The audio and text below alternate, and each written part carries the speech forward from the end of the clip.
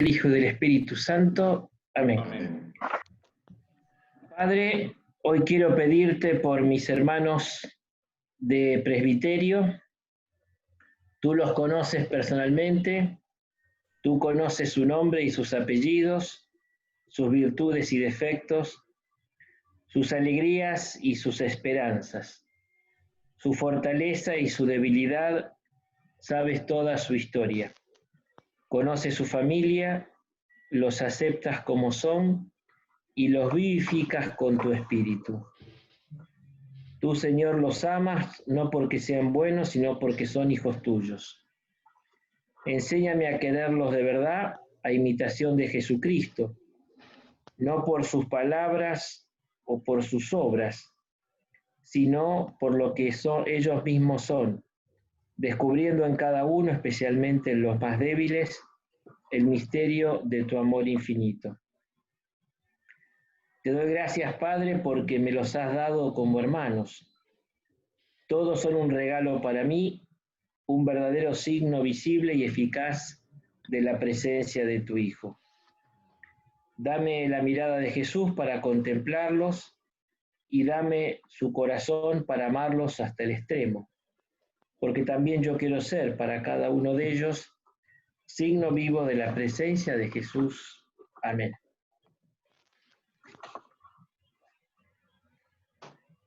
Para seguir un poco el esquema o el proceso, ya, porque digamos, es como que uno tiene que ir profundizando, ¿no?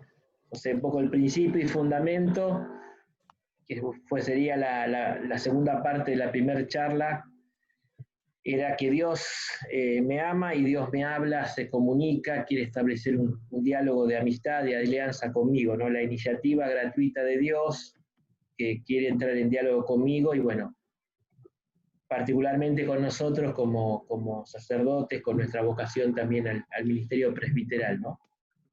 O sea, ese es el principio y fundamento, ¿no? Y entonces, una primera respuesta es la escucha y la acción de gracias, ¿no? Siempre es lo primero, o la primera respuesta que el Señor espera de nosotros, ¿no? La escucha, que es una escucha pronta a obedecer, a cumplir lo que el Señor pide, una escucha de corazón y también una invitación, cuando uno escucha, el Señor hace la invitación a la conversión, ¿no? El reino de Dios está cerca, conviértanse. La conversión del corazón, que fue un poco lo que hablamos ayer, ¿no? La segunda parte, porque así como yo tengo que habitar en mi corazón y la palabra habita en mi corazón, también el pecado habita en el propio corazón, ¿no? Entonces, por eso esa llamada a la conversión, ¿no? Y se trataba sobre todo de identificar el pecado, ponerle nombre, siempre en un marco de alianza, de reconocerlo, de aceptarlo y bueno, de arrepentirse y purificarse, ¿no?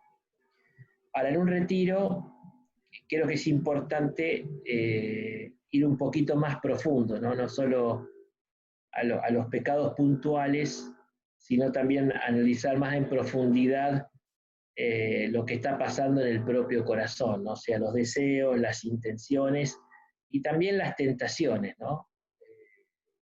Que no son pecado, pero llevan a. Entonces, en un retiro uno es como que raspa más el fondo de la olla, tratando de hacer un discernimiento más profundo a la luz de la palabra del Señor del estado del corazón de cada uno, ¿no? Por eso, en esta mañana les propongo dos meditaciones. La primera sería que mi respuesta es discernir las voces interiores, ¿no? Así como está la voz de Dios en el corazón, ahí resuena, también hay otras voces que resuenan en nuestro corazón, ¿no? Y esto va a ser así hasta el final. Por eso es tan necesaria la actitud de discernimiento, ¿no? De discernimiento.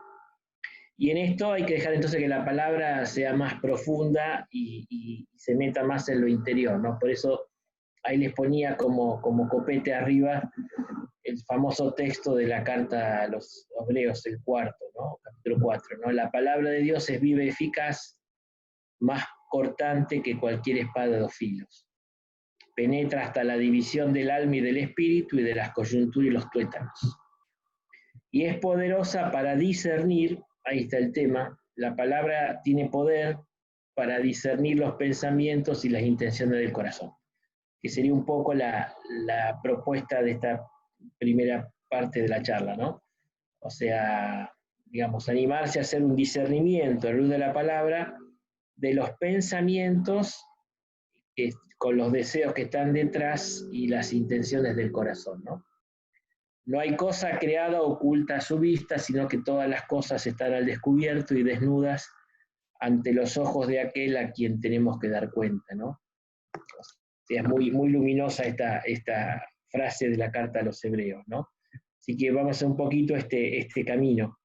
De los textos sugeridos para la lección, voy a empezar por el de Marcos 7. Le puse casi todo el capítulo, pero Marcos 7, 1 al 23, ¿no? Si recuerdan la escena, es un texto muy, muy profundo de Marcos, ¿no? Dice que los discípulos de Jesús estaban comiendo sin haberse lavado o purificado las manos, ¿no?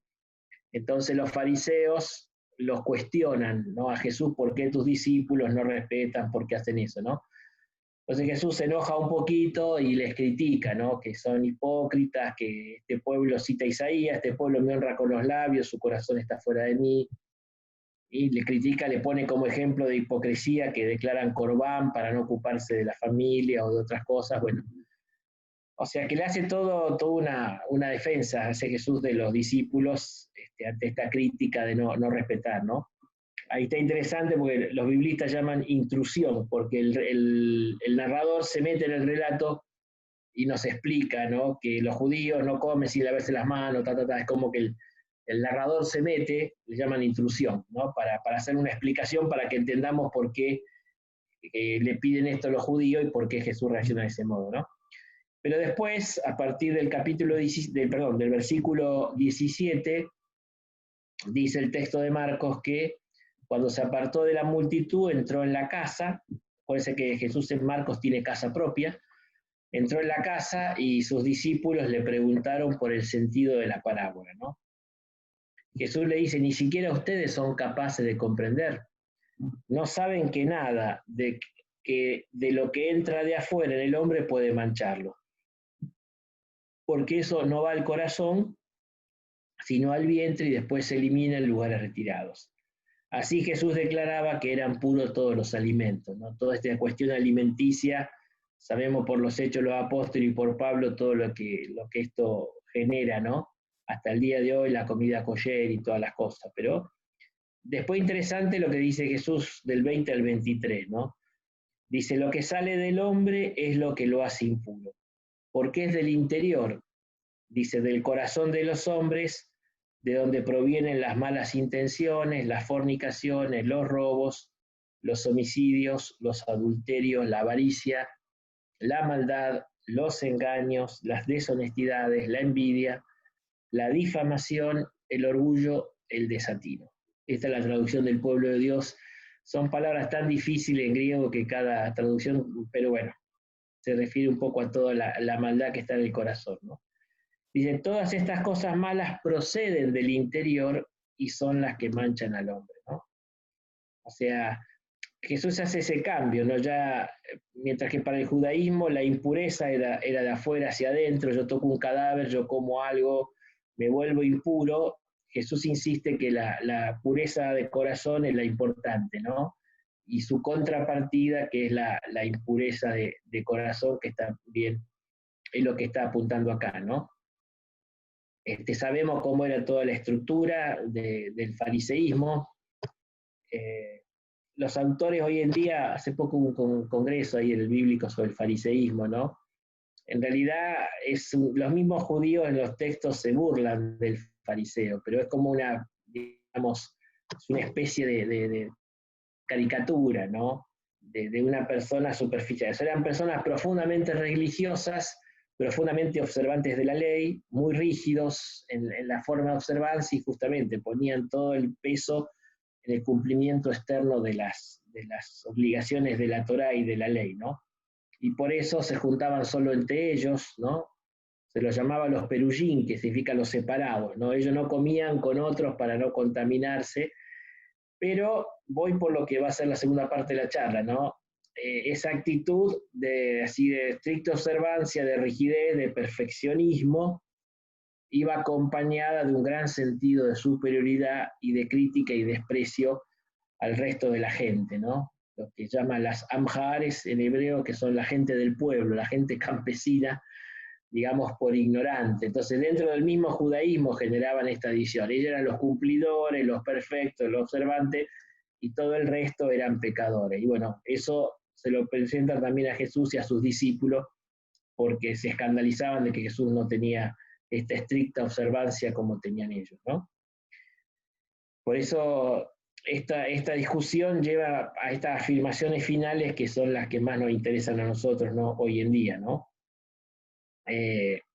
Sobre todo es la única vez que en el Nuevo Testamento, que en los Evangelios aparece una lista de vicios y pecados, ¿no? Pablo encontramos más de una vez, y acá elenca 13 vicios, ¿no?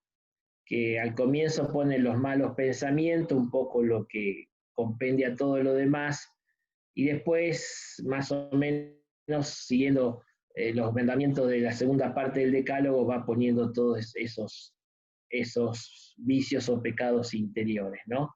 Con esa conclusión que es lo que nos queda. Las cosas malas proceden del interior y son las que manchan al hombre, ¿no? Ahí está la verdadera pureza y la impureza está en el corazón. Ahí es donde se hace la lucha o la opción fundamental de acuerdo a lo que está pasando en el corazón de cada uno, ¿no?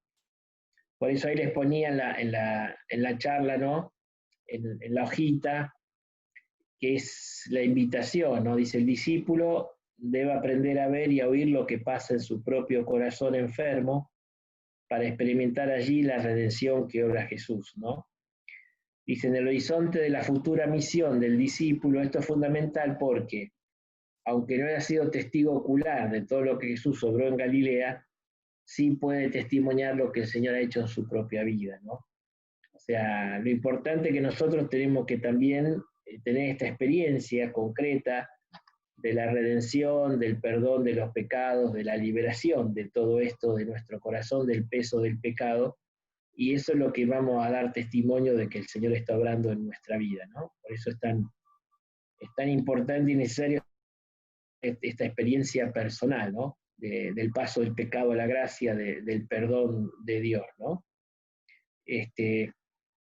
Y también ahí, bueno, retomamos lo de ayer porque pone nombres concretos a toda una serie de vicios o pecados, ¿no? Pero también desde San Pablo, como vimos ayer, San Pablo en vez de, no habla de pecados en plural, sino que más bien habla del pecado en singular, como una fuerza que habita en nosotros. Por eso lo que esas durezas, esas cosas que, bueno, mejor puedo no tener pecados actuales, o sea, me liberé del pecado actual como acción, pero, insisto, quedan como durezas, como callos en el corazón, malos hábitos que hay que ponerse en disposición de purificar y discernir, ¿no? Insisto, aunque esto está fuera de nuestro alcance, decíamos ayer que por eso Dios obra estas purificaciones a través de las noches oscuras, justamente va a querer purificar el corazón de todo esto, ¿no? Con el fuego, ¿no? Del Espíritu Santo, pero están, y entonces hay que saber discernirlas porque es la fuente de donde viene, ¿no? Después las tentaciones y las cosas provienen del corazón, ¿no? Y por eso Pablo ahí en Romanos 7:14 hace un poco esto, ¿no? La ley es espiritual, pero soy de carne. Entonces habla esta tensión que hay entre la búsqueda que todos tenemos del cumplimiento de la voluntad de Dios y de un camino de santidad en la vida, y está lo que Pablo llama en singular el pecado que habita en mí. Por eso dice que esa es la tensión que tengo, ¿no? Que quiero el bien y eso está a mi alcance, pero no el realizarlo, ¿no? puesto que no hago el bien que quiero, sino que obro el mal que no quiero, ¿no? Y si no lo hago yo, dice, no soy yo quien lo obra, sino el pecado que habita en mí. O sea, Pablo habla del pecado como una fuerza interior que provoca resistencia y quiere apartarme del camino del Señor. Y esto, como decíamos con Cencini ayer, hay que tener la humildad y la valentía de aceptarlo y de reconocerlo, sin vivir en la culpa, sin vivir en el escrúpulo, sino aceptar nuestra condición pecadora, ¿no? Eso sería un poco eso. Aceptar pacíficamente nuestra condición pecadora, ¿no? Hay algo que no sé si leyeron el Jesuita, vieron cuando salió Bergoglio Papa, este, los que no lo conocíamos empezamos a buscar y empezó a circular en PDF el libro El Jesuita, ¿no? Y me sorprendió la definición, ¿no? Me marcó mucho porque él dice, ¿quién es Jorge Bergoglio? ¿No? Y dijo, soy un pecador, ¿no? Me pareció muy, que como tenía asumido esa condición, ¿no? Y me hizo recordar a un libro de Jean Guiton, que lo escribió cuando tenía 99 o 100 años, que se llama Mi Testamento Filosófico, ¿no? Es una joyita ese libro porque Jean Guiton se imagina su propio juicio. Yo lo presté y lo perdí como tantos libros, pero la verdad que es un libro muy interesante, ¿no? Se imagina su propio juicio, ¿no? Y entonces él dice lo mismo, se reconoce pecador, ¿no? Y bueno, que sus méritos, cuando quiere poner los méritos de todos los libros de apologética que escribió, se da cuenta que no sirven, bueno, que no había amado, bueno, voy a contar el final, al final aparece Pablo VI, que era amigo de él, al final él dice, yo escribo un libro sobre Santa Teresita, y Santa Teresita lo ayuda a él en el juicio por el tema de la misericordia, ¿no?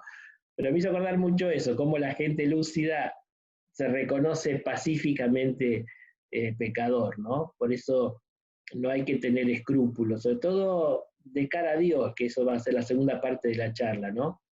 Es una experiencia que tenemos que vivir de cara a los demás secundariamente, fundamentalmente es ante el Señor este reconocimiento, ¿no?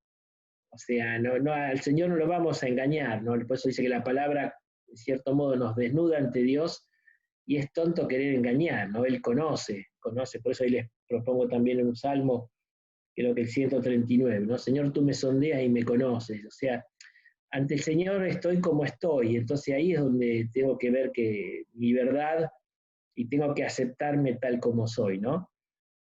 Ahí justamente le cito una frase de André Luff en ese libro, A Merced de su Gracia. Dice, el arrepentimiento es fruto del Espíritu Santo y la huella más segura de su acción en un alma. Nadie puede conocer su pecado sin conocer al mismo tiempo a Dios. No antes ni después, sino en el mismo instante, en una sola y misma intuición de la gracia. Dice, el que cree estar preparado para conocer su pecado fuera de este encuentro con Dios es un iluso, ¿no? Por eso decíamos ayer que el concepto de pecado es teologal, ¿no? Por ahí se nos metió lo kantiano y nos vinculamos con una ley, y no con una persona, ¿no? O sea, el pecado es una cuestión teologal y solo se comprende en el contexto de alianza y una alianza de amor.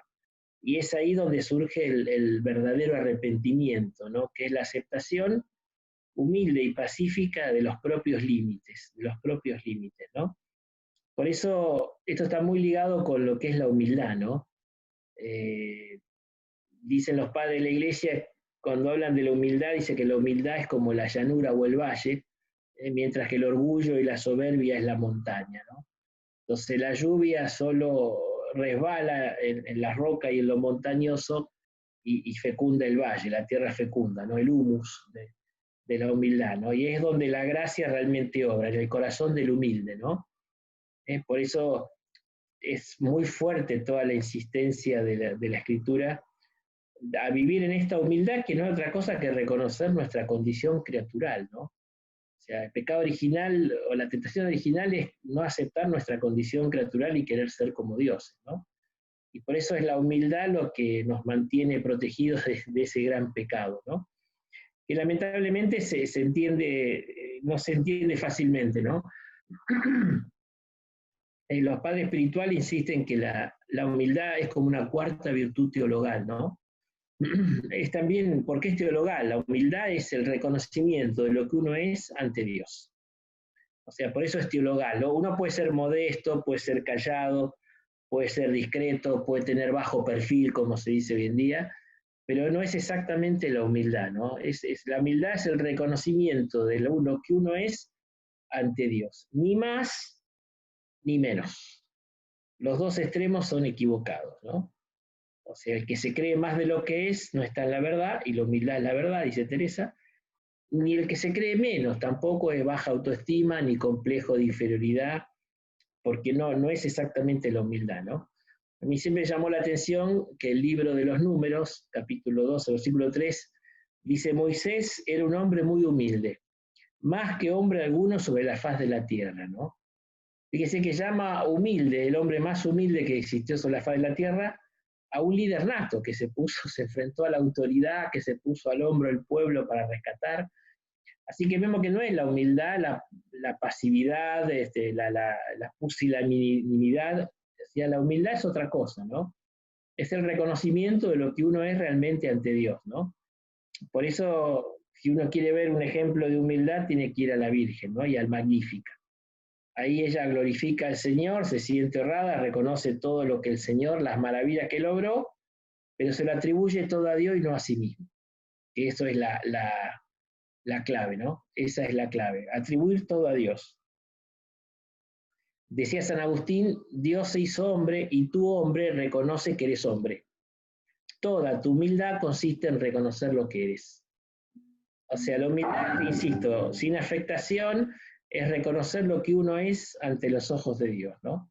Y esa es la actitud, digamos, favorable para la gracia. Dios da su gracia al humilde, ¿no? O sea, como la Virgen, los llena de gracia a aquellas personas que saben que esa gracia no se le van a atribuir a uno mismo, ¿no? Sino a Dios, ¿no? Por eso decía San Juan de la Cruz que Dios obra en la oscuridad, ¿no? De noche y en segura. ¿Por qué? Porque dice que el amor propio, cuando se mira a sí mismo y ve los dones de Dios, es como el que sopla sobre un fuego y lo apaga, ¿no? Entonces la obra de Dios la tiene que hacer escondida de nosotros mismos, ¿no? Para que no nos demos cuenta y no la arruinemos con nuestra vanagloria, cuando nos apoderamos de los dones o de las gracias de Dios y nos creemos que somos nosotros, ¿no? Por eso es eso, ¿no? Ahí está la frase de Santa Teresa, ¿no? Que dice: ¿por qué? Dice ella, se preguntaba, dice ella, ¿por qué nuestro Señor, esto está en las moradas sextas, ¿no? ¿Por qué nuestro Señor es tan amigo de esta virtud de la humildad? ¿No? Y entonces dice: es porque Dios es suma verdad y la humildad es andar en verdad. Es la verdad, o sea, insisto, ni más ni menos, exactamente la verdad, ¿no? La verdad de lo que cada uno somos, ¿no? Y esto es realmente lo que, digamos, lo que hay que apuntar, ¿no? Hay un texto muy hermoso de Silvano del Monte Athos, ¿no? Dice: el alma humilde, dice, conoce una gran paz, mientras que el alma soberbia se atormenta a sí misma. Dice: el orgulloso no conoce el amor de Dios y se encuentra alejado de él. Se ensoberbece porque es rico, sabio o famoso, pero ignora la profundidad de su pobreza y de su ruina porque no ha conocido a Dios. Para que pueda ser salvado es necesario que te vuelvas humilde, puesto que, aunque se trasladara por la fuerza un hombre soberbio al paraíso, dice, tampoco allí encontraría paz ni se sentiría satisfecho y diría: ¿por qué no estoy en el primer puesto? Sin embargo, el alma humilde está llena de amor y no busca los primeros puestos, sino que desea el bien para todos y se contenta con cualquier condición. En virtud del amor, el alma desea para cada hombre un bien mayor que para sí misma y goza cuando ve que los otros son más afortunados que ella y se aflige cuando ve que se encuentra en el sufrimiento, ¿no? O sea, la caridad busca el bien, se alegra del bien ajeno, está detrás de esto. Esto es interesante, después lo veremos, ¿no? La caridad es la otra parte, la otra cara de la medalla de la humildad. O sea, si no hay humildad no va a haber verdadera caridad. O sea, solamente el humilde puede amar de ese modo, ¿no? Si no, está el autorreferencial, el narcisismo, que en el fondo es incapacidad de amar. Solo el humilde pueda amar de verdad, ¿no? Por eso es tan, pero tan importante, insisto, que se considera como una cuarta virtud teologal, ¿no? Creo que la clave es lo que dice San Pablo en la carta a los Corintios, ¿no? Dice, porque ¿qué te distingue? ¿Qué tienes que no recibiste? Y si lo recibiste, ¿por qué te jactas como si no lo hubieras recibido? O sea, la cuestión acá fundamental es la idea del don, ¿no? O sea, lo tengo, entonces tengo que agradecerlo y fructificarlo al don, pero no me lo tengo que atribuir como algo propio. Ese es lo importante, ¿no? O sea, el que se gloría en el Señor. O sea, aceptar el don que tengo, ponerlo al servicio de la comunidad, pero atribuírselo a Dios y a uno mismo. Ahí está, creo que la clave para distinguir esto, ¿no? Y justamente en este sentido, por eso les puse también ahí el texto de Génesis 2.3, ¿no? Y Deuteronomio 8. Esto se lo debo cuando estudiaba en el bíblico al padre Shekel, ¿no? Tenía algunas intuiciones buenas, ¿no? Y él dice que la raíz del pecado es la pérdida de la dimensión del don, ¿no? Cuando uno compara Génesis 2, Dios le dice a Adán que puede comer de todos los árboles del fruto del jardín, menos, ¿no?, del árbol del conocimiento del bien y del mal. O sea, le da todo el don para que disfrute del paraíso y sea feliz, y le pone un límite. Y cuando vemos en Génesis 3 lo que le dice la serpiente en la tentación, ¿qué le dice? ¿Por qué Dios te prohibió comer de todos los frutos del jardín, ¿no? O sea, cuando vos lees los dos textos, ¿qué hace el tentador? Quita la dimensión del don, ¿no? O sea, cuando yo pierdo la dimensión del don, sería del amor de Dios, de su iniciativa en mi vida, entonces todos los límites que también Dios me pone, y son propios de mi naturaleza, me parecen odiosos y me rebelo contra ellos. Entonces no acepto el límite, y por eso la tentación de querer ser como Dios, ¿no? Ese es un poco el tema del trasfondo de todo esto, ¿no? Así que me parece importante ver eso, ¿no? Y en Deuteronomio 8, que ahí también les puse, Moisés está preparando al pueblo para, bueno, es largo explicar, ¿no? Esto el deuteronomista lo hace después de haber vivido la crisis del exilio, o al final de la misma, y quiere pensar la reconstrucción a la vuelta. Entonces hace toda la historia autonomista es una confesión y reconocimiento del pecado. Entonces Moisés ahí, en esos discursos, ¿no?, antes de que el pueblo entre a la tierra y vuelva al país, le advierte de los errores del pasado para no repetirlos, ¿no? Y entonces en ese contexto le va a insistir mucho en eso, ¿no? Dice, recuerda que la tierra te la dio Dios, ¿no? Dice, cuando te llene el estómago y comas bien y te llena la panza, no digas, con mi propia fuerza me he conquistado la tierra, ¿no? O sea, la pérdida de la dimensión del don, ¿no? O sea, dejó de ver la tierra como un regalo de Dios, la vida como un don de Dios, la vocación como un don de Dios, y ya se lo atribuye todo a sí mismo. Y ese es el principio del fin, ¿no?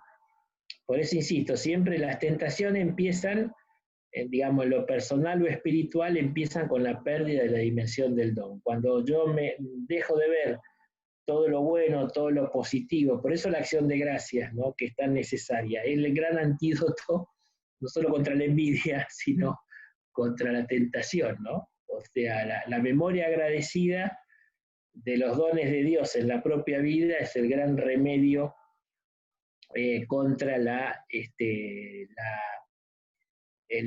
tentación, ¿no? O sea, y darme cuenta, ¿no? Por eso es muy importante también trabajar eso. O sea, insisto, el tema de la humildad, que es el reconocimiento de nuestra verdad, el reconocimiento de los propios límites y el reconocimiento de que todo es gracia y don de Dios en mi vida. En la medida que me mantengo en esto, por eso el humilde alaba, el humilde ama, como María, como la Virgen, entonces estoy como a cubierto un poco de la tentación. Cuando empiezo a dejar de ver el don y me empiezo a centrar demasiado en mí mismo, y bueno, como el orgulloso que decía ahí Silvano del Monte Athos, no se encuentra bien con nada ni con nadie, y todo le parece poco, y que no me quieren y no me reconocen y no... en ningún lado se encuentra en paz, mientras que el humilde está en paz donde lo pone, ¿no? Así que eso creo que es como para trabajar interiormente, ¿no? Después les puse las tentaciones de Jesús, que son más bien, sabemos, tentaciones pastorales, ¿no? O sea, la tentación fundamentalmente es querer apartar a Jesús del camino que el Padre le ha señalado, ¿no? Pero también podemos revisar nuestras tentaciones en nuestro ministerio o en la vida pastoral, ¿no? O sea, la primera tentación, o sea, si el Hijo de Dios transforma estos panes estas piedras en panes, es que Jesús oriente su propia afiliación en beneficio propio, justamente y no como beneficio de los hombres para los cuales daba la misión, ¿no? Y yo creo que acá caemos en la tentación cuando usamos el ministerio, todo en beneficio propio, ¿no? Un poco el narcisismo, la autorreferencialidad que se nos cuela, ¿no? Y entonces queremos usar las cosas en beneficio propio y no que nuestra vida sea una ofrenda o donación en servicio de la comunidad, ¿no? Todo lo que los discursos de Agustín, ¿no? Sobre Ezequiel, ¿no? Las ovejas gordas, que buscamos las gordas y las sanas y no atendemos las débiles, etcétera, etcétera. Y también nos puede ayudar a hacer un poquito de examen de conciencia, ¿no? La segunda tentación, que estuvo muy fuerte en esta pandemia, en esta cuarentena, que es tentar a Dios, ¿no? O sea, querer que Dios intervenga de modo milagroso, ¿no? En vez de aceptar los caminos ordinarios, ¿no? De la vida y de la gracia, ¿no? Esto estuvo muy fuerte, ¿no? Yo no, bueno, es largo y no quiero meterme en esto a nivel pastoral, pero hay mucho de pensamiento mágico y creo que a veces ciertas prácticas de piedad que se hicieron es para fomentar ese pensamiento mágico, ¿no? Yo estoy más con lo que dijo el Papa en la homilía de Pascua, ¿no? O sea, que la acción de Dios no es en vez de sustitutiva de la cruz, sino a través de. Por eso hay que abrazar la cruz, abrazar las contrariedades, digamos, vamos a salir de esto abrazando la cruz, no mágicamente puenteándola, que es lo que todos deseamos, yo incluido, pero no es el camino de Dios, ¿no? Pues ahí está la tentación, ¿no? Querer puentear el camino de la cruz, querer puentear nuestra condición humana, querer puentear nuestra condición ciudadana. O sea, hay mucho de eso, ¿no? De búsqueda de lo extraordinario, lo maravilloso, pero exigido a Dios para que vaya haciendo milagro a cada rato, ¿no? Así que también creo que a veces hay que revisar un poquito también nuestra actitud pastoral en eso, ¿no? Y la tercera tentación es cuando le quiero ofrecer toda la riqueza, pero si me postra y me adora, ¿no? Hacer un pacto con los poderes del mundo, ¿no? En esto, si quieren leer, esto fue el cardenal Ratzinger en el jubileo de los catequistas del año 2000 hizo una lección divina sobre las tentaciones, muy profunda, y después prácticamente el mismo texto lo incorporó a su libro Jesús de Nazaret, ¿no? Ahí pueden leer un poco cómo analiza las tentaciones en Mateo 4, ¿no? Pero ahí es donde dice que la iglesia siempre que se alió con el poder salió perdiendo, ¿no? O sea que también hay que tener cuidado de las alianzas con el poder para hacer eficaz la evangelización, que a veces terminamos siempre más enredados y a largo plazo perdiendo. También es para revisar un poquito que no puedo poner la confianza en nada fuera de Dios, ¿no? En el camino de la evangelización y aceptar incluso la pobreza de medios que tenemos como iglesia, ¿no? O sea, sabiendo que, bueno, Dios va a obrar más allá de la pobreza de medios que tenemos, ¿no? No por tener los mejores medios vamos a ser los mejores evangelizadores, ¿no? Decía San Juan Pablo II que el mejor evangelizador es el santo, ¿no? Entonces creo que hay que apuntar más a la santidad de vida que a tener todos los medios a disposición y el apoyo del Estado y todas las cosas, ¿no? Y hay una frase que me parece muy, muy valiosa.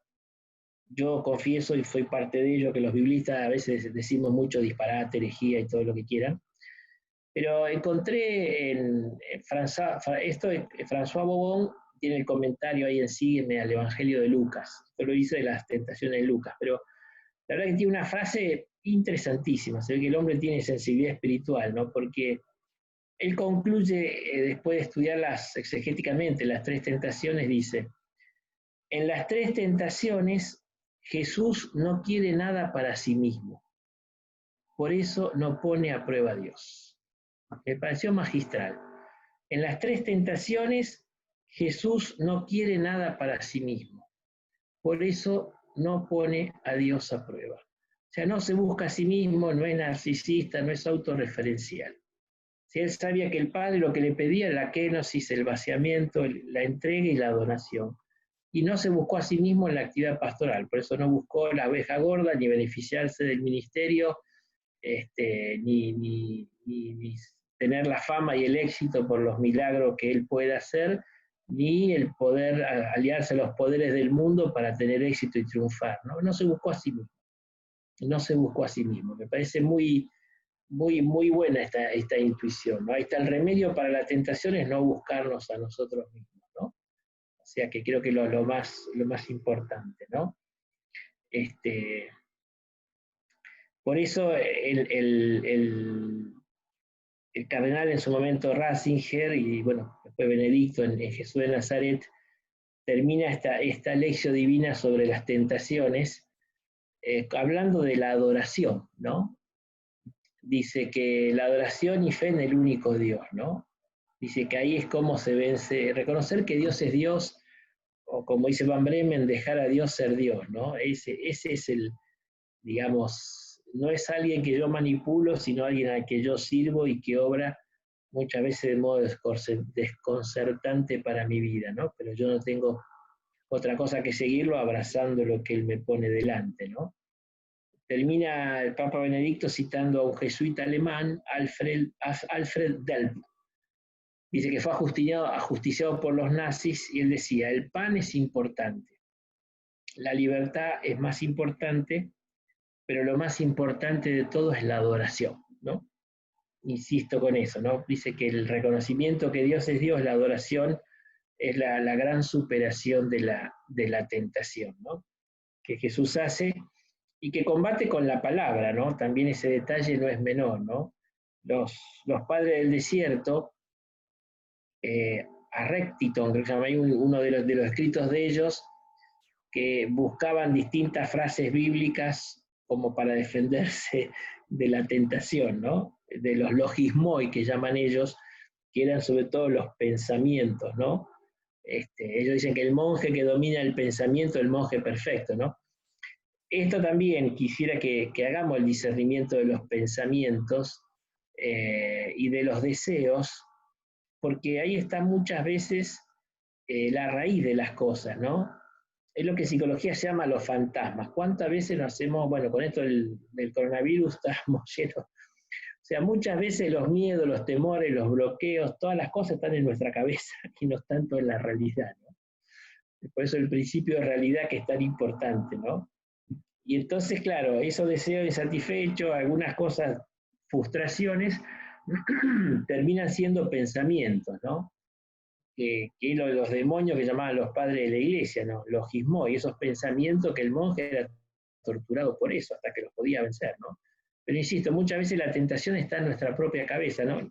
No son pecados, pues no son actos, pero a veces nos amargamos el día cuando estamos en desolación, estamos en tristeza, no disfrutamos el ministerio, estamos amargados, enojados con todo el mundo, nos lleva a veces al pecado, pues tratamos mal a la gente, no hacemos con devoción o con unción las celebraciones, pero es todo un tema que estamos luchando con unos fantasmas en la cabeza, ¿no? La lucha esa está. Pero digo, a veces hay que discernir un poco, ¿por qué tengo estos pensamientos? ¿Por qué tengo esto? ¿No? El padre Ángel Rossi dice siempre eso, que a veces esta falta de atención a lo interior o al discernimiento, dice que llevemos 10 días en desolación y no nos damos cuenta que en desolación los pensamientos van a ser negativos. Por eso Ignacio dice, bueno, seguirle el curso, ver de dónde viene, por qué estoy triste, por qué estoy amargado, por qué estoy crítico, por qué estoy ácido en mis comentarios. Entonces, tengo que hacer como a ver, ¿de dónde viene esto? Y voy a encontrar alguna herida, algún deseo insatisfecho, alguna cosa ahí, y ahí es donde va a haber que trabajar para revivir, ¿no? Para pasar de la desolación y entrar en el estado de consolación. Pero insisto que hay que acentuar mucho esto, ¿no? Hay uno de los padres de los cooperadores parroquiales, tiene un librito, y él decía cómo hacer el discernimiento, ¿no? El padre Hugo Massimino. Huguito tiene 2 libritos muy didácticos sobre el discernimiento, ¿no? Y en uno dice anotar los pensamientos más frecuentes, ¿no? Y analizarlos, ¿no? Y ahí vos ves cómo él pone un elenco de pensamientos típicos del mal espíritu, ¿no? Porque en esto, como el padre Ángel siempre dice, el mal espíritu no es creativo, es repetitivo. Eso juega a favor nuestro, o sea, no nos va a sorprender con cosas creativas, ¿no? Sino que más bien es muy repetitivo, no es creativo. Entonces vamos a ver, yo no puedo y nunca me tienen en cuenta, o sea, hasta uno podría notar los pensamientos ahí negativos que cómo me van asaltando y de algún modo me están influenciando. Por eso es que hay que estar atentos para desarmarlos, ¿no? Y ver de dónde vienen, ¿no? Estos pensamientos. Y al final yo hago de todo y la gente nunca me responde. Siempre son todas cosas, pueden venir, insisto, de experiencias frustrantes, pero van quedando y son pensamientos que en el fondo son tentación, ¿no? Y entonces creo que es importante analizarlos, desarmarlos y conocerse uno mismo cuando va a venir, ¿no? O sea, cuando estoy muy quejoso, me quejo de todo, no aguanto a la secretaria, no aguanto esto, son todo un imbécil. Bueno, a ver, para un poquito, hay que ir a la raíz de dónde está viniendo esto y por qué.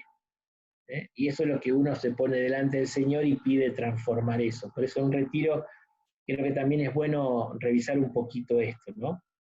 Y junto a esto, que se está haciendo ya muy largo, le puse el texto de Mateo, también Mateo 6, 1, 18. En realidad pueden sacar el Padre Nuestro y se quedan 1, 6, 16, 18, ¿no?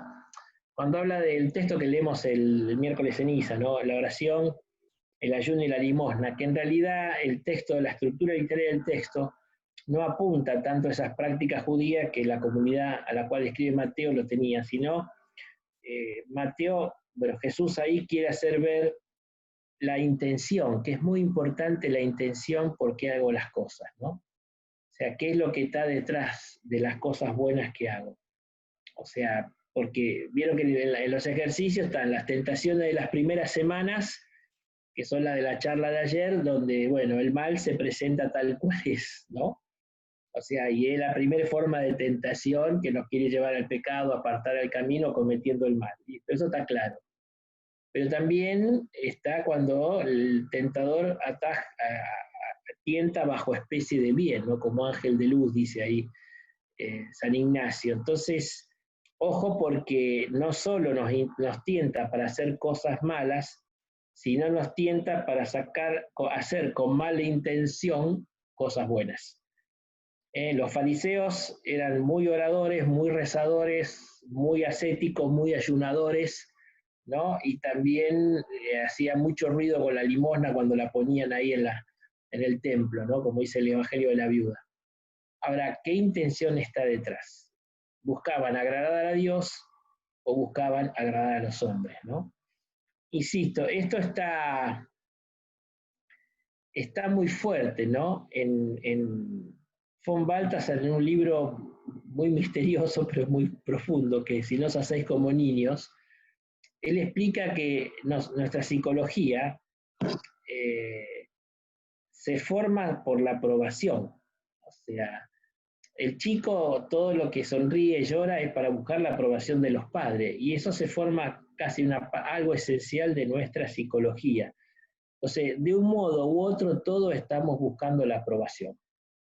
Que muchas veces el conflicto con la autoridad viene de eso, es como una necesidad de sentir que me aprueben en lo que hago, ¿no?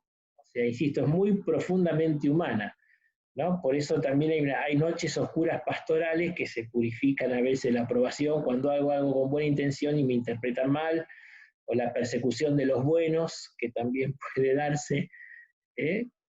Gente que yo respeto y que es buena y que tiene autoridad sobre mí me malinterpreta, y son por ahí las purificaciones más duras que uno también sufre, por la persecución de los buenos, ¿no? Y es justamente para decir en el fondo a quién busco agradar, ¿no? O sea, dice Pablo que solo a Dios buscamos agradar, ¿no? Entonces, también la motivación profunda de las cosas que hago dentro del ministerio, ¿no? Creo que también es importante revisar un poco eso a la luz de Mateo 6, ¿no? O sea, porque ¿qué recompensa busco? ¿El aplauso de la gente o al Padre que ve lo secreto y Él me recompensa, ¿no? O sea, en el fondo, tengo que buscar la recompensa del Padre. Una recompensa siempre buscamos, por eso digo que buscamos aprobación y eso es natural. Ahora, ¿me quedo con la aprobación de los hombres, el aplauso, o busco primero y fundamentalmente la aprobación de Dios? Después, si viene el de los hombres, lo agradezco y lo disfruto, pero el éxito dura poco. Transit gloria mundi. O sea que también hay que tener en cuenta ese tipo de cosas, ¿no? Creo que también revisar un poquito las intenciones profundas, ¿no? de las cosas que hago, que no, quién busco agradar, de quién busco aprobación con las cosas que hago, ¿no? Creo que también es bueno transparentarse un poquito en todo eso, ¿no? Y por último, el tema del deseo, ¿no? El padre Cencini dice que la clave de la formación permanente es el deseo, ¿no? Y es muy interesante porque, a ver, eh, a veces yo no podré hacer todas las cosas que quiero, o a veces tengo una semana muy cargada con las fiestas patronales y no estoy rezando todo lo que debiera o no puedo hacer la formación permanente que quisiera en otro ámbito, pero mientras mantenga vivo el deseo no hay problema. El problema es cuando se pierde el deseo, porque entonces ahí se cae en tibieza, se cae en tibieza. Entonces, es muy bueno el criterio de discernimiento, ¿no? Si yo deseo tener más tiempo de oración, lectura espiritual, tener un vínculo más profundo con el Señor, bueno, pero a veces la actividad pastoral no me lo está permitiendo, no es de preocuparse. Lo que preocupa, porque apenas tenga espacio de tiempo, me voy a encontrar el tiempo para rezar y voy a buscar el día desierto y voy a buscar la oración y voy a buscar la dirección espiritual porque lo deseo. Si no está el deseo, cuando tenga un espacio abierto me voy a quedar con Netflix, me voy a quedar con esto, o sea, pero no voy a buscarlo, ¿no? Y eso es lo grave, o sea, se pierde insisto, la caigo en tibieza, que la tibieza es eso, la pérdida del deseo de Dios, ¿no?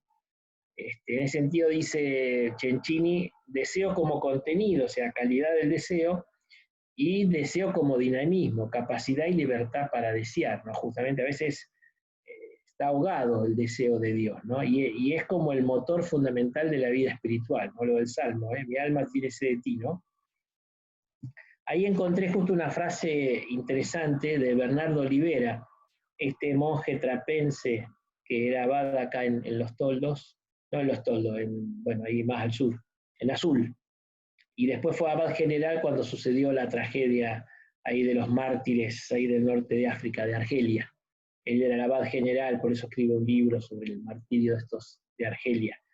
Y sacó un librito sobre la afectividad y deseo, ¿no? Se llama Afectividad y Deseo para una espiritualidad integrada. Buenos Aires, Lumen 2007, ¿no? Dice esto, cuando el deseo, está ahí en la ficha, cuando el deseo se ha liberado de la posesividad, se abre a la contemplación y a la alteridad. Esta apertura es obra de la gratuidad conquistada o recibida. Toda persona, varón o mujer, que haya decidido crecer humanamente y que se haya propuesto seguir a Cristo bajo la moción del Espíritu, tendrá que practicar una ascesis del deseo a fin de orientarlo hacia la plenitud, evitando aprisionar o quebrarse en mil fragmentos. La atención a nuestros deseos nos permite autoconocernos y decir quiénes somos. Tenemos aquí una tarea fundamental en el camino espiritual, sobre todo en sus etapas iniciales. Constata qué y a quién deseas y sabrás quién eres, ¿no? O sea, insisto, que es muy, muy fundamental todo el tema del deseo, ¿no? Y es el motor, insisto, de la formación permanente. En la Lección Divina justamente tiene como objetivo despertar el deseo de Dios, ¿no? San Bernardo dice que buscamos a Dios con los pasos del deseo, ¿no? Por eso no se trata de apagar los deseos. A ver, todos los deseos que tengo, o sea, la raíz de la tentación es un deseo desordenado. Pero como explica Cencini, ¿no? Detrás de cada deseo desordenado, en el fondo profundo hay un deseo de Dios, porque el Señor puso esto para que lo busquemos. Entonces, cuando yo me quedo en los bienes intermedios y le pongo toda la carga ahí, bueno, ahí estoy haciendo idolatría y ahí está el desorden, ¿no? En cambio, cuando yo logro integrar toda mi fuerza del deseo, que no se puede apagar, porque si la apago salta para otro lado, y mal. Tengo que entrar en contacto con mis deseos profundos y orientarlo al sumo bien que es Dios, ¿no? Está un poco la teología moral de Santo Tomás, ¿no? Que busca la felicidad en Dios, ¿no? A él debo orientar todos mis deseos, ¿no? O sea que creo que ver un poquito eso, ¿no? ¿Qué es lo que estoy deseando en mi vida? A veces veo por qué es lo que me hace ruido como frustración, porque entonces ahí es donde puedo descubrir también el deseo insatisfecho, pero en el fondo hay un deseo más profundo de algo que es del Señor y que, bueno, es lo que tengo que buscar, ¿no? Y la segunda parte va a ser muy breve porque se me fue toda en la primera, pero bueno. Pero este es un tema que lo hemos trabajado todo en el año de la misericordia, ¿no? O sea, en el fondo, para cerrar un poco esta etapa del retiro, se trata de aceptar la infinita misericordia de Dios en la propia vida, ¿no? O sea, el Señor que hace nueva todas las cosas gracias a su misericordia, ¿no? O sea, no perder de vista nunca la misericordia de Dios, no desesperar nunca, decía San Benito, de la misericordia de Dios, ¿no? Ahí les puse algunos textos del voto propio Misericordia Vultus, del Papa Francisco, algunas homilías todas del año de la misericordia, ¿no? Donde Francisco y el Papa insiste tanto en la misericordia, ¿no? Y creo que en esto es un poco testimonio personal, vieron que su lema es que fue misericordiado por Dios, ¿no? Ahí no se traduce eso en latín, está en la carta a Timoteo, ¿no? Que él fue alcanzado por la misericordia de Dios, por eso puede después tener misericordia, ¿no? Pero bueno, también invito un poco a eso, a hacer experiencia de la misericordia de Dios, ¿no? Está el texto de Oseas, que lo comenta muy bien el Papa Benedicto, en Dios es amor, ¿no? Porque ahí hay un momento que Dios a través del profeta dice que tiene que castigar a Efraín, pero de golpe lo ve tan pequeño y dice que hay como una lucha, ¿no? Como que la justicia lo mueve a Dios a tener que castigar y la misericordia o el amor por su pueblo lo frena. Y ahí el Papa Benedicto dice que en cierto modo es como que hay como una división, ¿no? Como que Dios se enfrenta consigo mismo, ¿no? Y entonces la santidad de Dios que lo empuja por la justicia a castigar y después por otro lado el amor que lo pone, ¿no? Ahí en Dios es amor número 10 dice Benedicto, el amor apasionado de Dios por su pueblo, por el hombre, es a la vez un amor que perdona. Dice, un amor tan grande que pone a Dios contra sí mismo, su amor contra su justicia, ¿no? Un poco ese tema de la misericordia y la justicia, ¿no? O sea, y el que vence, lo que vence es la misericordia, ¿no? O sea, que es un texto muy, muy luminoso de Oseas, capítulo 11, ¿no? De la paternidad de Dios, donde la misericordia triunfa sobre el juicio o la justicia que lo movía a Dios al castigo, ¿no? El texto de Mateo 9:13, después lean todo el contexto, ¿no?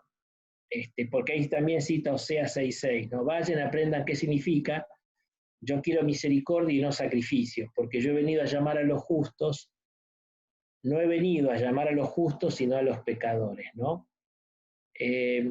Un poco esto es lo que Dios pide, ¿no? Los sacrificios son los sacrificios cultuales, ¿no? Como que Dios pide en sentido de misericordia, ¿no? Y acá insisto, que esto lo señalaba Rivas en su libro La Misericordia y el Papa también lo pone. En los sinópticos, el tema de la misericordia se da muchas veces en conflicto que tiene Jesús contra los fariseos, ¿no? Y ahí vemos un poquito la actitud, ¿no? El Papa Francisco lo explica bien. O sea, el pecador esta es la conversión de Saqueo, ahí, ¿no? Perdón, de Saqueo, de Mateo, de Leví, ¿no? ¿Cuál es la diferencia? A ver, nadie niega que Leví, Mateo es un pecador público, por un doble motivo, porque es traidor a la patria, porque trabaja para los romanos recaudando impuestos, y un pecador porque se contamina, porque está en trato todo el tiempo con los paganos, y además eran ladrones como por saqueo, vemos que abusaban del pueblo, o sea, tiene todo para que le pongamos el cartel de pecador. Nadie duda de eso, nadie lo aplaude por lo que hace. Ahora, el fariseo se para solo desde la ley y del juicio. Lo mide, la medida que es pecador, luego condena, luego desprecio. Jesús ve también que es un pecador. O sea, insisto, no es eso. Pero la mirada de misericordia descubre que ese pecador puede convertirse, que hay algo bueno en su interior, y Jesús busca con la misericordia tocar eso bueno para rescatar. ¿No? Digo esto porque es la mirada después pastoral que tenemos que tener. ¿No? Si medimos desde la rigidez, desde la ley y condenamos. Pero no es la actitud que Jesús nos pide, sino que tengamos misericordia, o sea, que no significa aplaudir, ¿no? Hay un autor, ahí me olvidé el nombre ahora, pero él es un escrito del año 70 y pico, o sea, nada que ver en la polémica, ¿no? Pero él que dice que achicando el pecado no le hago ningún favor a la misericordia de Dios. No, esto es muy antiguo en la iglesia. Dice que yo, que quiera decir, bueno, no, nada es pecado, dice, si yo bajo el pecado, bajo la misericordia. Si yo dejo el pecado en su estatus y su gravedad, que es una realidad que el hombre no puede superar por sí mismo, entonces ahí sí la misericordia queda más grande. También es un error hablar todo el tiempo de la gravedad del pecado y no hablar de que más grande que el pecado es la misericordia, como está en el Evangelio. Pero digo, no se trata de achicar el pecado dejarlo ahí. Jesús lo ve y lo reconoce y sabe que Leví no está viviendo una vida buena y no agrada a Dios con lo que hace. Pero mientras el fariseo solo ve la ley no da esperanza, solo condena, la misericordia supera el juicio, porque aún viendo esto da otra oportunidad y descubre que esa persona puede hacer un paso a la conversión, ¿no? Por eso Jesús come con los pecadores, pero para invitarlos, ¿no? Por eso ahí también les pongo, lo recontra conocemos el texto, ¿no? Pero leer siempre el versículo 1. A Jesús lo criticaban porque comía con pecadores y estaba con ellos. Entonces Jesús se defiende contando la parábola de la dracma perdida, de la oveja perdida y del hijo pródigo, ¿no? Justamente en este contexto, me parece, de la misericordia, que es lo que tenemos que ver, ¿no? Sobre todo lo que describe esta conmoción visceral, ¿no? El verbo esplagnisomai no tiene mucha traducción, esa conmoción visceral desde las entrañas, ¿no? Que lo lleva a moverse y a obrar a favor del que está mal, sea con la ayuda concreta como el buen samaritano, o sea con el perdón, como hace el Señor en estas situaciones de la vida, ¿no? Por eso quiero que después de todo lo que hemos vivido como año de gracia, ¿no? Que fue el año de misericordia, digo, bueno, un poco poner toda nuestra vida, dejar que toda nuestra vida se impregne, ¿no? De esta misericordia de Dios, sobre todo porque si no tenemos la experiencia de ser misericordiados por el Señor y que lo que es bueno revivir en hacer memoria de la misericordia de Dios en la propia vida, porque esto entonces después nos va a llevar necesariamente a tener una actitud de misericordia para con los demás, ¿no? Seremos realmente buenos pastores en el sentido de pastores misericordiosos, ¿no? Que ven la justicia, pero que superan la justicia con la misericordia. Bueno, esta segunda fue un poco más cortita, pero después ahí tienen la fichita y todo, pero bueno. Y con esto cerramos un poco.